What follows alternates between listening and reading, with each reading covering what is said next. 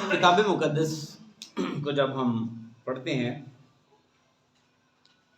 تو اس میں خاص ایک حصہ جو ہے وہ رہائی کے تعلق سے نظر آتا ہے، اور وہ آپ کو نظر آئے گا کہ کس طرح سے چاہے بادشاہ سے خداوند نے کام لیا، چاہے انبیاء سے کام لیا، لوگوں کے لیے، ان لوگوں کے لیے جن کو خدا نے چنا، وہ ایماندار کہلائے، وہ قوم کی شکل اختیار کر گئے، خدا نے ان کی مخلصی کے لیے کام کیا۔ اور یہ مخلصی کا کام پوری کتاب مقدس میں ایک مرکزی خیال کی حیثیت رکھتا ہے، جو اس کا عنوان یا اس کا مضمون ہے۔ اس لیے ہم کہتے ہیں اس کا جو مضمون ہے وہ نجات ہے، مخلصی ہے، چھٹکارا ہے۔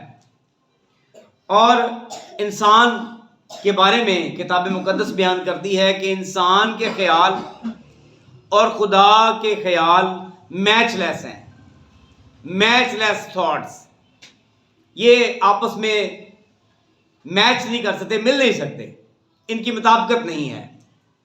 اور ہم دیکھتے ہیں کہ یہ بڑا ایک مشکل کتاب مقدس میں مضمون ہے جس پر ہم ایمان رکھتے ہیں، اور وہ یسوع مسیح کے بارے میں ہے۔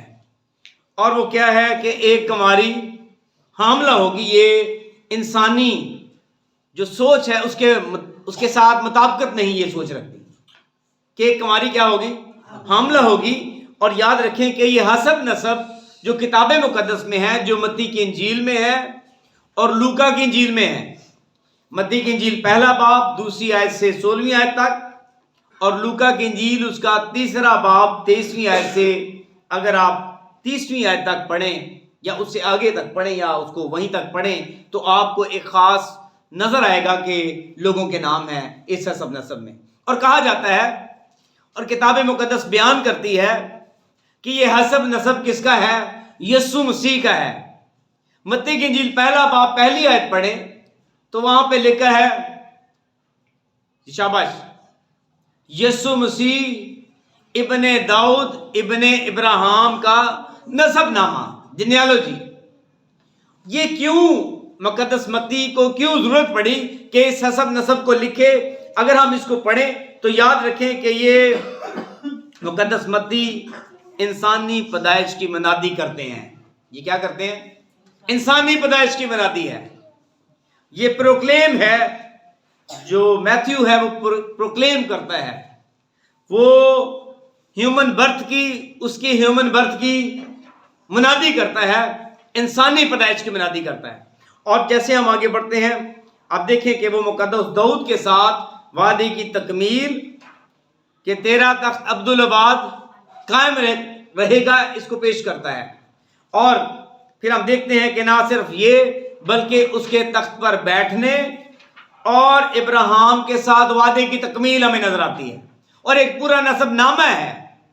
اور پھر ہم دیکھتے ہیں کہ خداوند یسوع مسیح کو کیا ضرورت تھی کہ وہ حسب نسب کے ذریعے آتا یا نہ آتا، اس کے ذریعے نہ آتا۔ کتاب مقدس کیا بیان کرتی ہے یوحنا کی انجیل میں کہ اس کا حسب نسب انسان کے ساتھ ہے یا انسان کی سوچ سے باہر ہے؟ اور وہاں پر کیا لکھا ہے؟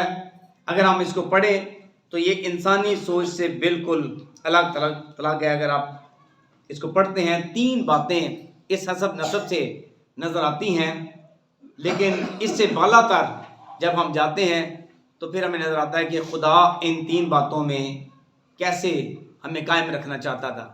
اور اس میں جو پہلی بات ہے یاد رکھیں وہ کیا ہے؟ خدا چاہتا تھا ازل سے، وہ چاہتا تھا کہ ہم اطمینان میں رہیں، آرام میں رہیں، ریسٹ، ہم رول کریں، حکمران رہیں، اور پھر ہم ریلیشن شپ میں رہیں۔ خدا چاہتا تھا اور چاہتا ہے ان 3 باتوں کی امپلیمنٹیشن، اور یہ 3 باتیں جو ہیں وہ ہمارے لیے چاہتا ہے، ریسٹ، رول اور ریلیشن شپ۔ اور پھر ہم دیکھتے ہیں کہ اسی کے قیام کے لیے خدا نے کون سا بڑا کام کیا، اور اس میں 2 باتیں اس سے پہلے میں ضرور آپ کو بتاؤں گا، اس کے بعد ہم وہاں پر جاتے ہیں۔ ایک ہم کہتے ہیں کہ چنا جانا، چن لیا. چناؤ بڑا ضروری ہے، پہلے چناؤ ہوتا ہے. یہ خدام الدین کے لیے بھی پہلے چناؤ ہے، چنا جائے. اور اس چناؤ کے بعد کیا ہوتا ہے؟ اس چناؤ میں ہی وہ خدام الدین سیمنریز کرتے ہیں، پڑھتے ہیں، آگے پڑھائی کرتے ہیں. اور اس چناؤ کے بعد جو اہم حصہ ہے وہ کیا ہے؟ وہ آرڈینیشن کا ہے، آرڈین کرنا. اگر ایک چناؤ کے بعد ایک خادم جو ہے چناؤ ہو چکا ہے، پڑھ چکا ہے، لیکن آرڈینیشن نہیں ہوا، تو اس کا مطلب کہ وہ اس کا کام ابھی مکمل نہیں ہے. ایک آرڈینیشن ہے جس کو ہم مسا کہتے ہیں، آرڈین کرنا، اور ایک چناؤ ہے. اور ہم یہاں پر دیکھتے ہیں کہ یہیں پر حسب نسب بالکل ہی فرق ہو جاتا ہے. یوحنا کی انجیل کے پہلے باب کی پہلی آیت پڑھیں اور وہاں پر کیا لکھا ہے؟ ابتدا میں کلام تھا، کلام خدا کے ساتھ تھا اور کلام خدا تھا. اور کیا لکھا ہے کہ سب چیزیں اسی کے وسیلے سے پیدا ہوئی اور کوئی چیز بھی اس کے بغیر پیدا نہیں ہوئی. اب کس کو چنا گیا؟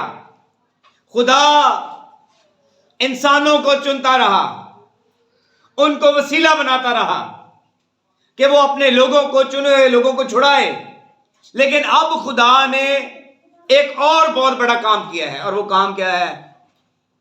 ابتدا میں کلام تھا، کلام خدا کے ساتھ تھا، کلام خدا تھا، سب چیزیں اس کے وسیلے سے پیدا ہوئیں اور کوئی چیز بھی اس کے وسیلے کے بغیر پیدا. کیا اس کا مطلب لیتے ہیں کہ خدا نے کس کو چن لیا؟ اپنے کلام کو ہی چن لیا. خدا نے کس کو چن لیا؟ اپنے کلام کو ہی چن لیا. اور جب خدا نے اپنے ہی کلام کو چن لیا تو اس کا حسب نسب کیا ہوا؟ اس کی جنیالوجی کیا ہوئی؟ کیا سوچتے ہیں؟ کیا جنیالوجی ہوئی؟ کیا وہ جنیالوجی میں آ گیا یا جنیالوجی سے باہر نکل گیا؟ کتنی وسعت آپ کو نظر آئے گی. خدا نے اپنے ہی کلام کو چن لیا اور کلام مجسم ہوا. اور کلام کیا ہوا؟ مجسم ہوا. اور خدا کا کلام بیان کرتا ہے کہ خدا نے کلام کو چن لیا اور کلام مجسم ہوا اور اس کو مسا کر دیا، آرڈین. اس لیے ہم یسوع کے ساتھ کیا لگاتے ہیں؟ مسیح لگاتے ہیں، مسا کیا ہوا. یسوع مسیح بولتے ہیں، خداوند یسوع مسیح. اور یاد رکھیں کہ یہ بڑا امپورٹنٹ حصہ ہے. اسی کی وجہ سے ہم دنیا سے بالکل الگ تھلگ ہو جاتے ہیں. ہماری پہچان دنیا سے بالکل الگ تھلگ ہو جاتی ہے کیونکہ خدا ڈائریکٹلی اس میں انوالو ہے. اور یہاں پر ہم دیکھتے ہیں اسی لیے خداوند یسوع مسیح کی پیدائش کے لیے کیا لکھا ہے؟ ایک کنواری حاملہ ہوگی. ایک کنواری کیا ہوگی؟ حاملہ ہوگی اور بیٹا جنے گی. اس میں کوئی انٹرفیرنس نہیں ہے کسی بھی انسان کی، اس میں کوئی ایسی بات نہیں. اور یاد رکھیں اس لیے کلام بڑا امپورٹنٹ ہے.